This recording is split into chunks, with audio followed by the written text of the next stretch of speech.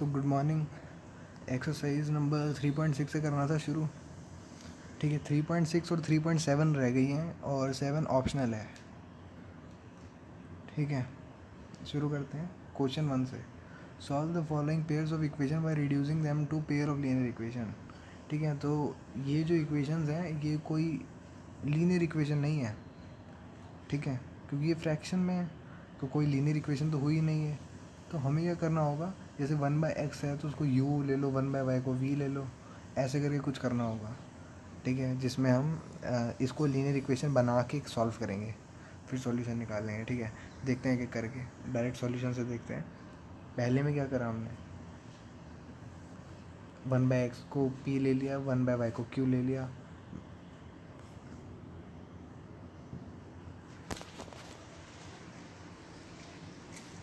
और उसके बाद पी क्यू में हमने एक लीनियर इक्वेशन बना दी। अब उसको सॉल्व कर देना है। तो क्रॉस मल्टीप्लिकेशन से कर दिया सॉल्व।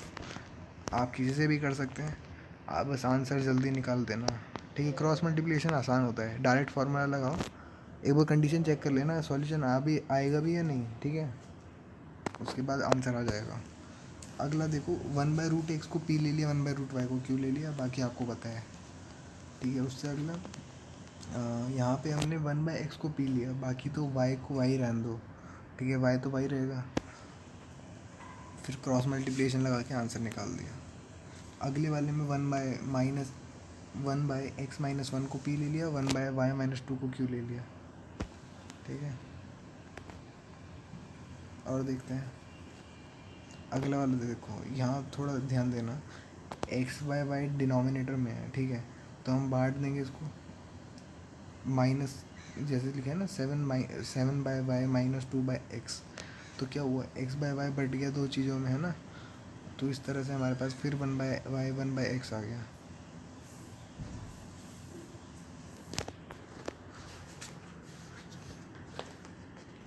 तो अब यहाँ पे क्या करेंगे हम,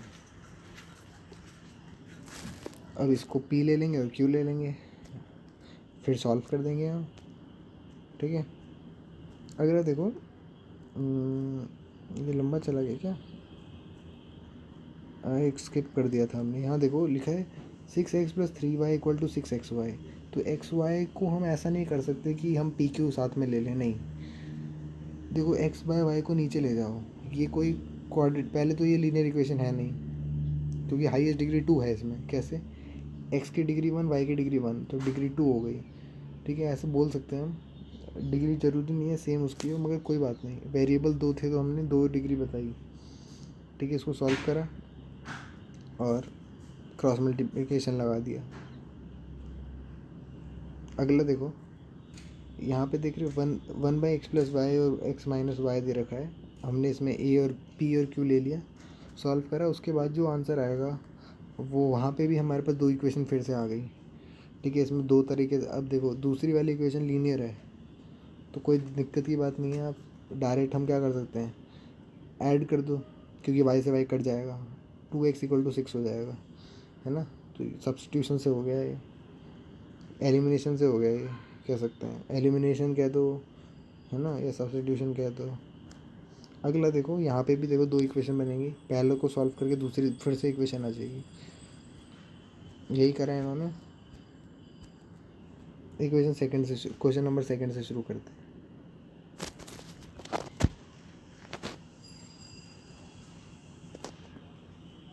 अच्छा, क्वेश्चन 2 बोल रहे हैं, formulate the following problem as the pair of equation and hence find the solution. ठीक है, वही चीज़ बोल रहे हैं, बस यहाँ पे थोड़ा क्या होगा, इक्वेशन थोड़ा ज़रूरी नहीं है लीनियर हो। ठीक है, अब पेपर में कैसे पता चलेगा लीनियर है कि नहीं। देखो जब क्वेश्चन पढ़ोगे तो देख के ही पता चल जाएगा। जैसे ऋतु है, वो downstream 20 kilometre in 2 hours, upstream 4 kilometre in 2 hours, find the speed of row. ठीक है, तो आपको पता है ये डाउन स्ट्रीम अप स्ट्रीम का क्या चक्कर होता है। एक्स वाई ले लेते हैं, बोट की स्पीड को एक्स ले लिया, देखो यहाँ पे लिखा हुआ है, बोट की स्पीड को एक्स ले लिया, और सॉरी, हाँ सही है सही है, लिखा है late the speed of Ritu in still water. हाँ, तो बोट की स्पीड को एक्स ले लिया है और स्ट्रीम की स्पीड को वाई ले लिया। फिर अप स्ट्रीम में x - y होता है, डाउन में x + y होता है। कहाँ बताया मैंने ये तुम्हें?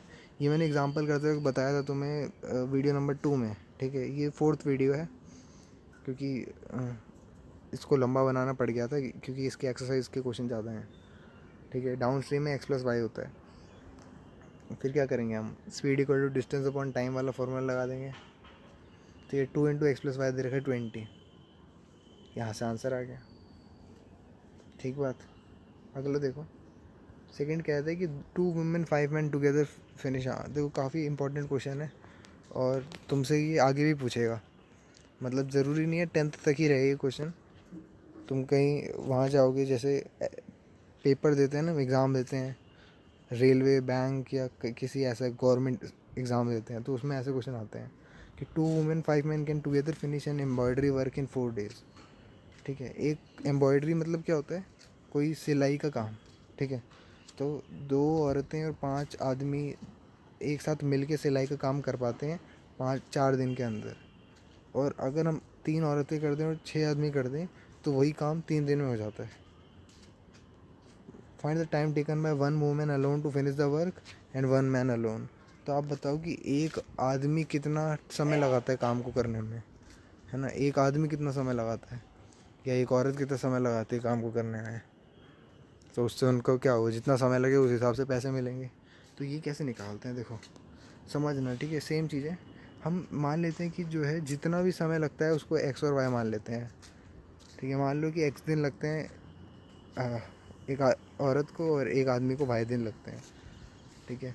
तो एक दिन में एक औरत कितना काम करेगी? 1/x और आदमी 1/y। समझ में आ रहा है?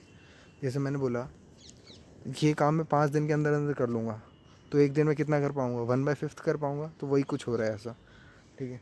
अब क्वेश्चन कह रहा है कि 4 दिन में एक काम कंप्लीट होता है, सही कह रहा हूँ? ऐसा ही था ना। 4 लिखा ब्रैकेट के अंदर, 2/2 × x + 5, मतलब दो औरतें और 5 आदमी लगते हैं और 4 दिन में काम को कंप्लीट कर देते हैं। तो पहली इक्वेशन ये आ गई। सेकंड इक्वेशन, वही काम 3 दिन में हो जाता है जब 3 औरतें और 6 आदमी लगते हैं। देख रहे हो कैसी इक्वेशन बनी? वो एक काम है, और ये इक्वेशन अगर तुम्हें बनाना सीख गए ना, सोचो यहाँ पे देखो तुम्हारा वो काम करेगा, क्या बोलते हैं, तुम्हारा सोचने का तरीका, या तुम किस हद तक सोच पाते हो, ठीक है। ये इक्वेशन बनाना तो मुश्किल है, शुरू में नहीं बनती है। अगर तुमने कैसे क्वेश्चन कर रखे होंगे तभी बनती है, ठीक है। तो यही हुआ, उसके बाद तो कहानी आपको पता ही है, क्वेश्चन नंबर 1 की तरह हो गया, ठीक है। क्रॉस मल्टीप्लिकेशन वगैरह करते हैं ना। अगला देखते हैं, अच्छा क्वेश्चन था ये। तीसरा कह रहा है कि Ruhi travel 300 kilometre to her home partly by train and partly by bus. हाँ, ये क्वेश्चन भी पेपर में आने लायक लगते हैं। कि हम ऐसे ही करते हैं कि जब हम घर पे जाते हैं, गांव में जाते हैं, तो क्या करते हैं, 300 किलोमीटर का सफ़र होता है तो थोड़ा ट्रेन से कर लेते हैं, थोड़ा बस से कर लेते हैं। तो 4 घंटे, if she takes 4 hour if she travel 60 kilometre by train and remaining by bus. तो 4 घंटे लगते हैं अगर वो 60 किलोमीटर ट्रेन से जाए, और रिमेनिंग कितना हुआ बताओ? 240 हो गया, ठीक है। टोटल तो 300 है ना, तो बाकी का बचा हुआ बस से जाए, 4 घंटे में पहुँचते हैं। अगर वो 100 किलोमीटर ट्रेन से जाएगी और बाकी बस से जाएगी तो 10 मिनट में पहुँच जाएगी भाई, इतनी जल्दी, ठीक है। क्योंकि ट्रेन जल्दी चल रही है और बस के आगे तो ट्रैफिक वगैरह सब होता है ना। Find the speed of the train and the bus. तो यहाँ देखना, मिनट और घंटे को बदल देना। ऐसा नहीं कि एक में 10 को तुम 10 रख लो, क्योंकि फिर वो 10 घंटे के बराबर हो जाएगा। तो पहले या तो तुम मिनट को आवर्स में कर दो या आवर्स को मिनट में। मेरे हिसाब से तो तुम आवर्स को मिनट में मिनट को आवर्स में करो, क्योंकि किलोमीटर पर आवर होती है ना स्पीड, तो आर आना चाहिए। ऐसे सेकंड होता तो मीटर पर सेकंड हो जाता, है ना।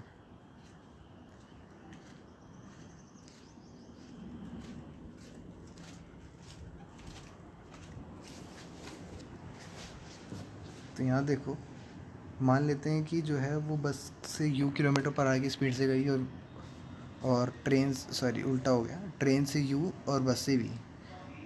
तो 60/u यानी 60 किलोमीटर यू से करेगी ट्रैवल, देख रहे हैं। 60 क्या है, डिस्टेंस है, यू मतलब स्पीड है। स्पीड इक्वल टू क्या होता है, डिस्टेंस अपॉन टाइम, और टाइम क्या होता है, डिस्टेंस अपॉन स्पीड। तो ये डिस्टेंस अपॉन स्पीड है, यानी हम टाइम निकाल रहे हैं। ठीक है, तो 60 अपॉन यू प्लस 240, समझ में 240 क्यों आया, क्योंकि टोटल मिला के 300 होना चाहिए था। 240 अपॉन वी इक्वल टू 4, 4 क्यों, 4 घंटे है ना, तो टाइम है। टाइम क्या होता है, डिस्टेंस अपॉन स्पीड। तो हम सम कर रहे हैं, टाइम का सम करेंगे, है ना। सेकंड केस भी ऐसा ही है, 100/u plus 200/v equal to 25/6। कैसे आएगा 25/6, करके देख लो।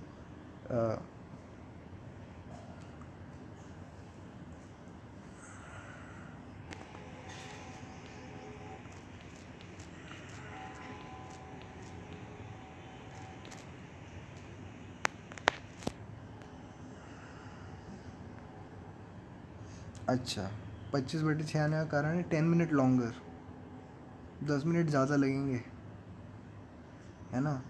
तो मान लो 4 घंटे में जाएगा, देखो यहाँ कुछ उल्टा हो गया, थोड़ा ध्यान देना। 10 मिनट में नहीं पहुँचेंगे, 10 मिनट लॉन्गर में पहुँचेंगे, मैंने पढ़ा नहीं था ये, यानी 10 मिनट और ज़्यादा लग जाएंगे। तो 4 घंटे 10 मिनट कितना होता है। अच्छा, 10 मिनट को घंटे में क्या बोलेंगे हम, 1/6 या 10/60 है ना। तो 1/6 हो गया, 0 से 0 कट गया। अब 4 में 1/6 जोड़ दो, कितना होता है, जोड़ो, एलसीएम लो, 6×4 = 24 + 1 25/6। समझ में आया, तभी वहाँ पे 25/6 था। हाँ ठीक है, वो चीज़ ध्यान देना, लॉन्गर पढ़ लेना। ये देखो 25/6 आया, उसके बाद तो आपको पता ही है क्या करना है। अब आ जाते हैं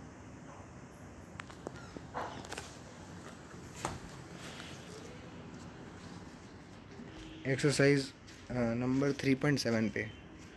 ठीक है, 3.6 जो थी तुम्हारे लायक थी, बहुत अच्छे क्वेश्चन थे आखिर में। 3.7 के देख लेते हैं क्या क्वेश्चन है और किस तरह से होने वाले हैं। तो पहला क्वेश्चन कह रहा था, एज ऑफ 2 फ्रेंड्स अनी and Biju differ by 3 years। ठीक है, ध्यान देना, 3 साल का अंतर है यानी दोनों में। Ani's father Dharam is twice as old as Ani, तो अनी के पापा दुगनी उम्र के हैं अनी से। और Biju is twice as old as his sister Cathy. देखो कॉम्प्लेक्स करते जा रहे हैं, तो पेन पेपर लेके लिखते रहा करो ये। तो बीजू जो है वो दुगना है अपनी बहन की उम्र से, उसकी बहन 2 साल की है तो वो 4 साल का होगा। The age of Cathy and Dharam differ by 30 years। तो जो बीजू की जो बहन है कैथी और धर्म यानी अनी के पापा, उन दोनों की उम्र 30 साल का गैप है। तो बता दो अनी और बीजू की उम्र कितनी होगी। ठीक है, ऐसे क्वेश्चन को शुरुआत कैसे करते हैं, जो पूछते हैं ना बताओ ये इन दोनों की उम्र कितनी होगी, तो उन दोनों को एक्स और वाई ले लिया करो। उम्र छोड़ो, अगर पूछेंगे कि स्पीड कितनी होगी तब भी उन दोनों को एक्स वाई ले लो। जो भी चीज़ पूछी जाएगी ना उसको एक्स वाई ले लो। ठीक है, एक चीज़ पूछी जाएगी तो सिर्फ एक्स ले लेना। ठीक है, तो यहाँ क्या हो रहा है, हाँ देखो, अब बोले कि यहाँ थोड़ा क्वेश्चन ने एम्बिग्यूटी दिखा दी। एम्बिग्यूटी कैसे बोलते हैं, थोड़ा दुगलापन दिखा दी एक तरह से, कि मैंने बोला कि मेरे और मेरे दोस्त में 3 साल का अंतर है। अब तुम कैसे आइडिया लगाओगे कि मैं बड़ा हूँ या वो बड़ा है। मैंने बोला बस 3 साल का अंतर है, तो या तो वो 3 साल मुझसे बड़ा होगा या मैं उससे 3 साल बड़ा होगा। तो यही हुआ, the difference between age of Biju and Ani is 3 years। इसका मतलब ये हुआ कि बीजू, या तो बीजू बड़ा है अन्नी से या अन्नी बड़ा है बीजू से। तो इतना पक्का है कि अन्नी के पापा की उम्र जो होगी वो 30 साल ज़्यादा होगी कैथी की उम्र से, है ना। कैथी तो बच्ची है ना, उसकी बहन है, तो अन्नी के पापा की उम्र 30 साल बड़ी होगी। तो लेट द एज ऑफ अन्नी एंड बीजू भी एक्स एंड वाई। मान लेते हैं अन्नी एक्स साल का है, बीजू वाई साल का है। तो अन्नी के पापा की उम्र कितनी हो जाएगी, दुगनी, यानी 2x हो जाएगी। और बीजू की बहन की उम्र हो जाएगी y/2।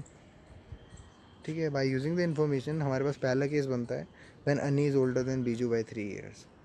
तो मान लेते हैं कि अन्नी जो है वो बड़ा है बीजू से 3 साल।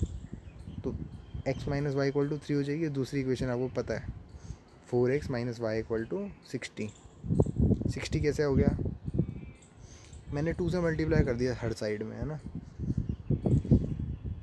क्योंकि वो डिनोमिनेटर में 2 आ रहा था तो सही नहीं हो रहा था।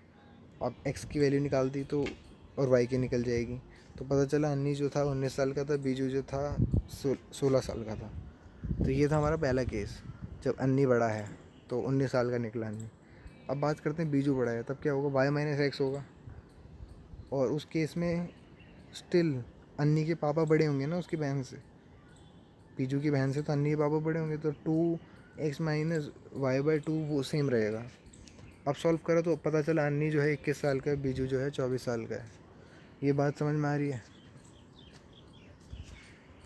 ठीक है, तो इसलिए ये था अच्छा क्वेश्चन। अगला देखते हैं, वन से give me 100 friend, give me 100 friend, I shall then become twice as rich as you. समझना, अपने दोस्त से बोलते हैं तू मुझे 100 रुपये दे, मैं तेरे से दुगना अमीर हो जाऊँगा। अगला कहता है if you give me 10 I shall be 6 time as rich as you. तो बोलता है तू मेरे को सिर्फ 10 रुपये दे, मैं तेरे से 6 गुना अमीर हो जाऊँगा। Tell me what is the amount of their respective capital. तो बताओ भाई असल में कितना कमाते थे वो। अच्छा ये देखो, ये कितनी अच्छी बात है। देख रहे हो क्या लिखा है, फ्रॉम बीज गणिता और भास्करा टू। देख रहे हो, उस समय का क्वेश्चन है, लेवल देख रहे हो।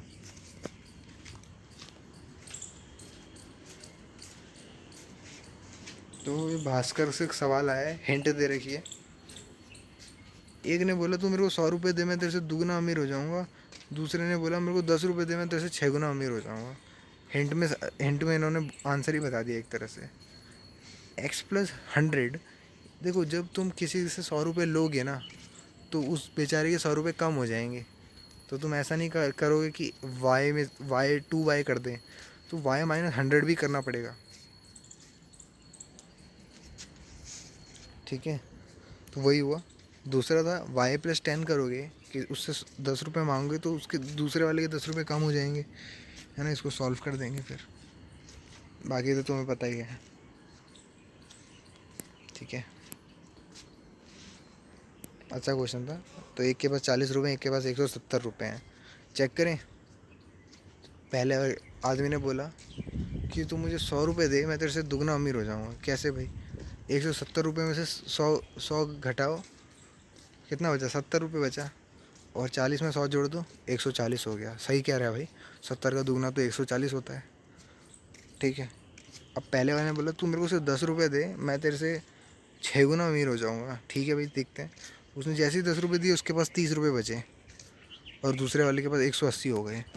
क्या सही कह रहा है? एकदम सही कह रहा है, क्योंकि 3 6 कितना होता है, 18। तो उसके पास कितने रुपए हो गए, 180 रुपये हो गए ना। तो ये था अच्छा सवाल। अगला देखो, a train cover certain distance at a uniform speed, if the train would have been 10 kilometre पर hour faster, it would have taken 2 hour less, and if the train were slower by 10 kilometre it would taken 3 hour more, find the distance covered by the train. ठीक है, मतलब हमारी ज़िंदगी में ऐसा चलता रहता है। होता क्या है, ट्रेन चल रही है, और ट्रेन अगर ऐसे ही चलती रही तो शेड्यूल टाइम पे पहुंच जाएगी, यानी तुम एकदम सही टाइम पे चल रहे हो। मगर क्या हुआ, ट्रेन वाले ने अगर अपनी स्पीड को 10 किलोमीटर बढ़ा दी ना, 10 किलोमीटर प्रति घंटे की रफ्तार से बढ़ा दी ना, तो वो 2 घंटे पहले पहुंच जाएगा।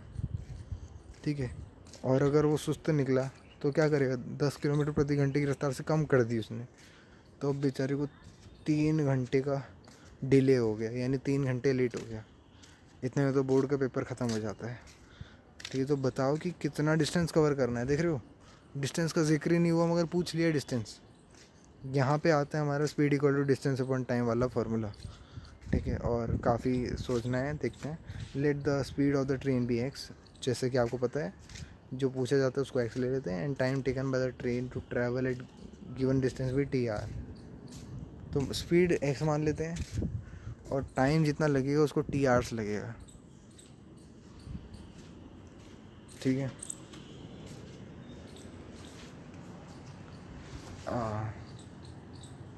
देखो तो टी आवर्स टाइम लगेगा, डी डिस्टेंस कवर करना है। देखो डिस्टेंस उतना ही है, ये बात पक्का है। आर चेंज हो सकता है, speed equal to distance upon time होता है, x equal to d by t होता है, ठीक है। अब क्वेश्चन क्या कह रहे हैं, या d equal to x t होता है ना, ऐसे भी कहते हैं, तुम्हें डिस्टेंस निकालना है, स्पीड इनटू टाइम कर दो, है ना। तो वही हो रहा है। अब क्वेश्चन में क्या बोल रहा है कि अगर वो एक्स क्या है, पहले बताओ एक्स क्या है, स्पीड है। तो अगर तुम 10 किलोमीटर प्रति घंटे की रफ्तार से स्पीड बढ़ाओगे ना, तो वो 2 घंटे पहले पहुंच जाएगा। तो डिस्टेंस तो वही रहा, टाइम कितना हो गया, t-2। देख पा रहे हो कैसी इक्वेशन बनी, ठीक है। अब इक्वेशन 1 का यूज़ करके हमने क्या निकाला, देखो कितना अच्छा सवाल है। एक्स टी की जगह डी लिख दिया इन्होंने, वेरिएबल ही चेंज कर दिया बाय यूजिंग इक्वेशन 1। 10t तो उतना ही रहा, 20 उतना ही रहा, और डी में से डी गया और -2x बचा, यानी डी वेरिएबल ही हटा दिया। तो इस सेकंड इक्वेशन हमारे पास आ गई। समझ में क्या हुआ, एक्स टी लिखा था ना स्टार्टिंग में, तो पहली इक्वेशन देखो d equal to x t है, डी लिख दिया एक्स टी की जगह, फिर डी से डी काट दिया और 20 को उधर खिसका दिया, ठीक है। कॉपी में करके देखो, समझ में आएगा जिसको नहीं आया है, ठीक है। सेकंड पार्ट कह रहा है कि अगर वो 10 घंटे देर में चलेगा तो तीन घंटे ज़्यादा, सॉरी 10 किलोमीटर प्रति घंटे की रफ्तार से कम चलेगा तो 3 घंटे ज़्यादा लग जाएंगे। तो वही हुआ, x-10 करा तो t+3 करना पड़ गया। सॉल्व करके देखा तो आंसर आ जाएगा, ठीक है। अब इसको क्या करना है हमें, अब तो तुम जानते ही हो क्या होना है। तो इक्वेशन आ गई, ऐड करा या कुछ भी करो, एलिमिनेट करो, क्रॉस वो करो, ठीक है, तुम्हारा आंसर आ जाएगा। तो डिस्टेंस जो था वो 600 किलोमीटर था। ये अच्छा क्वेश्चन इसलिए क्योंकि यहाँ पे हमें तुम्हें एक्स वाई नहीं मानना पड़ रहा, मतलब तुम्हें सब कुछ मानना पड़ रहा है एक तरह से। एक्स वाई या एक्स वाई को हम ऐसे भी बोल सकते हैं, या इस केस में डी टी और एक्स, एक्स मतलब स्पीड था यहाँ पे। फोर्थ क्वेश्चन देखो, a student of a class are made to stand in a row, if 3 student are extra in the row there would be 1 row less. Row क्या होता है, कैसे बताएं, रुको। हाँ, तो देखो जैसे तुम क्लास में बैठते हो ना बच्चे, तो एक लाइन होती है सीधी, उसको तो कॉलम कहते हैं, और रो कहते हैं हम लेटी हुई लाइन को। लेटी हुई लाइन मतलब जैसे तुम्हारी क्लास में जो होता है, एक लाइन में कितने डेस्क होते हैं, 7 डेस्क मान लो, 6 डेस्क मान लो, है ना। मगर वो जो है वो उसको कॉलम कहेंगे। मगर जो 4 डेस्क होता है ना फ्रंट में, समझ में आ रहा है, जो टीचर के पास में 4 डेस्क होते हैं जहाँ पे 8 बच्चे बैठे होते हैं, वो है हमारा रो। तो वही बोल रहे हैं, a student of class are made to stand in a row, तो रो पे खड़े हो गए वो, और 3 student are extra in a row, there would be 1 less row, ठीक है। तो अगर 3 बच्चे ज़्यादा हो जाते हैं ना तो एक रो कम करना पड़ता। If 3 student are less in a row there would be 2 more row, और अगर 3 बच्चे कम होते तो 2 रो और हो जाती खाली। फाइंड द नंबर, मतलब ऐसे कह सकते हो तुम रो बना रहे हो, है ना। तो find the number of student in a class, अब स्टूडेंट बताओ कितने होंगे क्लास में। तो मान लेते हैं कि द नंबर ऑफ रोज भी x and number of student in a row भी वाई। तो एक्स स्टूडेंट थे, एक्स रो थी और वाई स्टूडेंट थे, तो टोटल नंबर ऑफ स्टूडेंट कितना होगा, number of rows into number of student in a row. समझ में आ रहा है कि जब बच्चों को रो में खड़ा करवाया ना, तो मान ऐसे जैसे 70 बच्चे होते हैं क्लास में, है ना। अब टीचर ने बोला इन 4 लाइन में खड़े हो जाओ, तो देखा कि भाई बच्चे बच रहे हैं कुछ, अब उनको कहीं ना कहीं एडजस्ट करना है ना। तो वैसा कुछ है यहाँ पे।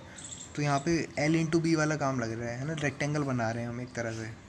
तो x/y हो गया। बोल रहे हैं using the information given in the question, condition 1 क्या है, total number of student equal to x-1 और y+3। यानी अगर 3 बच्चे बढ़ा देते तो एक रो कम हो जाएगी, सही कह रहा हूँ, है ना। तो टोटल नंबर ऑफ स्टूडेंट्स क्या हो जाएंगे, x y तो थे ही, पहली इक्वेशन ये हो गई। दूसरी इक्वेशन सुनो,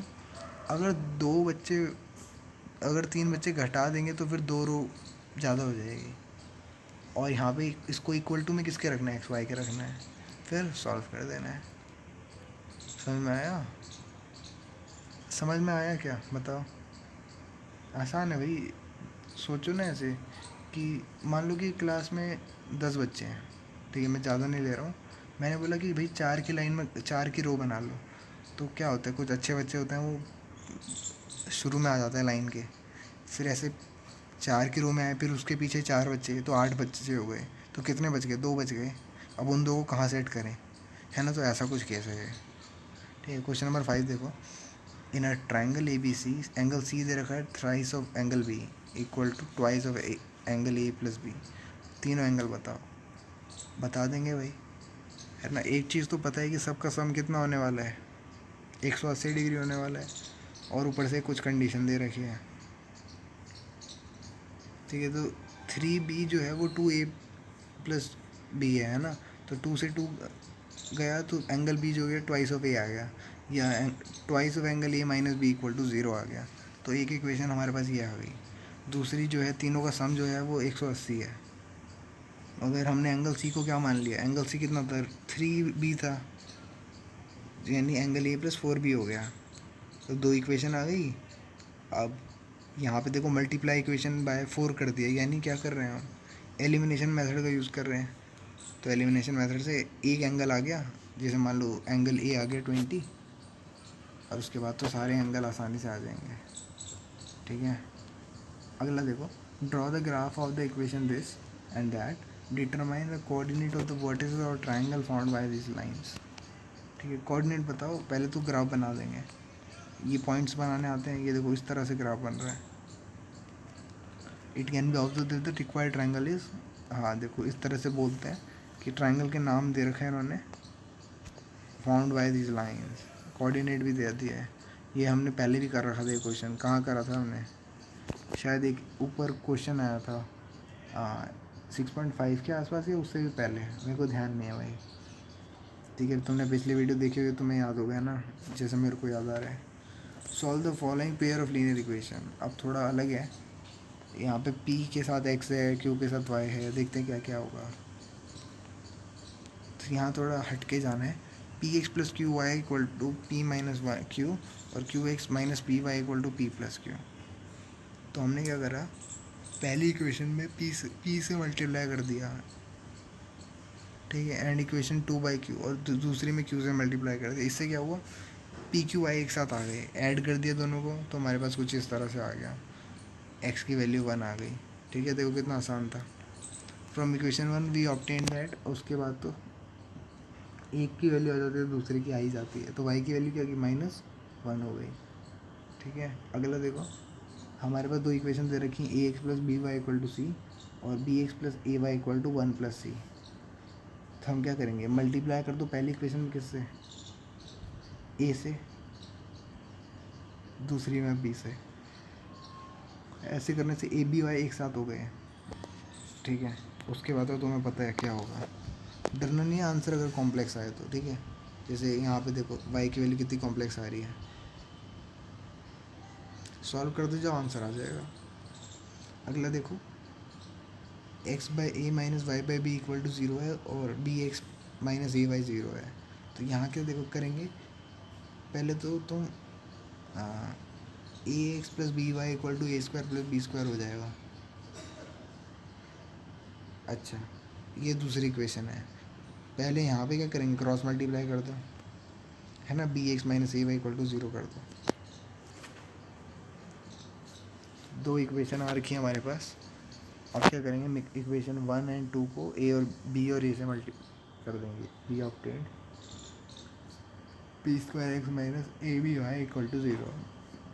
सेकेंड वाले में ए से मल्टीप्लाई करा, हुआ क्या, ए बी वाई एक साथ आ गए। देखो वो ए बी जो है वो वेरिएबल है, उनका क्यूब हो जाए तो डरना मत। ठीक है, मतलब उनमें तो कितनी भी पावर कर लो कोई दिक्कत नहीं, एक्स और वाई जो है वो खाली रहने चाहिए। तो यहाँ एक्स की वैल्यू ए के बराबर आ गई, ठीक है, और वाई की वैल्यू बी के है। अगला देखो, 2 इक्वेशन दे रखी है। पहली इक्वेशन में इस तरह से दे रखा है, और यहाँ पे इन्होंने क्या करा, हाँ ए बी 2ab से 2ab कट जाएगा, ठीक है, और हमारे पास कुछ इस तरह से बचेगा, और सेकंड में ये है। अब सब्ट्रैक्ट इक्वेशन 2 फ्रॉम 1 कर देंगे तो हमारे पास x की वैल्यू a प्लस भी आ जाएगी, ठीक है। इसमें मैं बता तो आसानी से रहा हूँ, मगर तुम करके देखोगे ना तुम अटक जाओगे, ठीक है। इसलिए करके देखना है इसको और स्टेप्स देख लेना कि कहाँ क्या करना है। y equal to minus 2ab by a plus b हो गया, ठीक भाई। फिफ्थ सुनो, फिफ्थ में क्या है, देखो बड़े बड़े नंबर्स हैं, ठीक है, तो घबराना नहीं है नंबर को देख के, कुछ लॉजिक लगाओ। x को y की टर्म्स में ले लिया, देखो कितना बढ़िया करा, सब्स्टिट्यूशन मेथड लगाएगा। और सेकंड में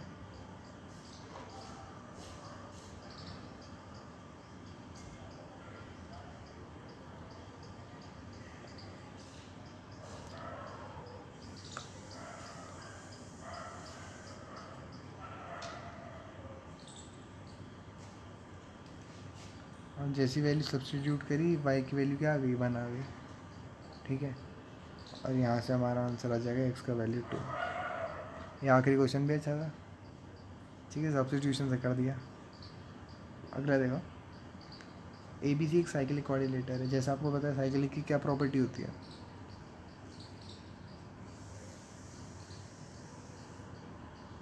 180 डिग्री होता है अपोजिट एंगल का सम।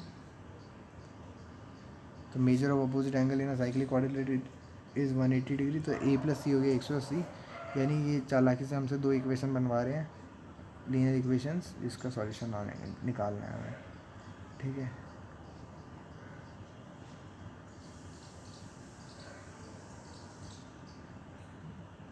क्वेश्चन पूछे find the angle of cyclic coordinator. तो एक बार तुमने एक्स वाई की वैल्यू निकाल दी तो एंगल निकालना मत भूलना, ध्यान देना, ठीक है, क्योंकि असली आंसर क्या है, एंगल ही है। चलो फिर ये तो हो गया हमारे सारे क्वेश्चन एक तरह से। इनका फिर वो आ जाता है, हाँ, ठीक है।